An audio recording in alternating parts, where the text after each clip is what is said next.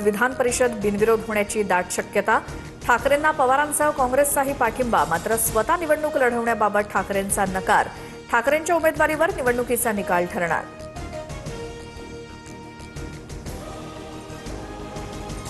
विधान परिषदेसाठी उद्धव ठाकरे उमेदवार असतील। ठाकरे उमेदवार असल्यास निवडणूक बिनविरोध होईल। लवकरच भूमिका ठरवू, संजय राऊतांचं भाष्य।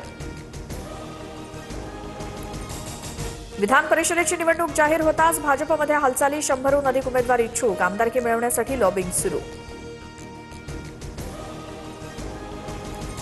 धर्मांतर आणि लैंगिक छळ प्रकरणाची राष्ट्रीय महिला आयोगाकडून गंभीर दखल। चौकशीसाठी समिती नाशिकमध्ये पीडित महिलांशी संवाद साधणार।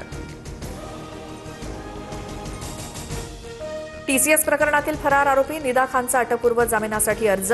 निदा खान गरोदर असल्याची माहिती। नाशिक जिल्हा सत्र न्यायालयात अर्ज सादर। उद्या सुनावणी होण्याची शक्यता। अमरावती परतवाडा प्रकरणात अल्पसंख्याक आयोगाचा अहवाल समोर। सर्व 9 पीडित मुली मुस्लिम तर काही अल्पवयीन असल्याचा उल्लेख। पीडित मुली हिंदू असल्याचा नवनीत राणांच्या दाव्याचं खंडन। अमरावती परतवाडा प्रकरणातील आरोपींच्या वादानं गुन्ह्याचा उलगडा। मुली पटवण्याच्या विकृत स्पर्धेवरनं नराधमांमध्ये वाद। आरोपी अयान आणि उझैरमध्ये वादानंतर व्हिडिओ व्हायरल आणि रॅकेटचा पडदा।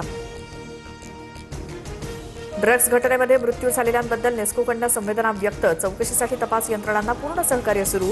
कार्यक्रमासाठी सर्व कायदे नियम आणि प्रोटोकॉलचं पालन केल्याचा दावा।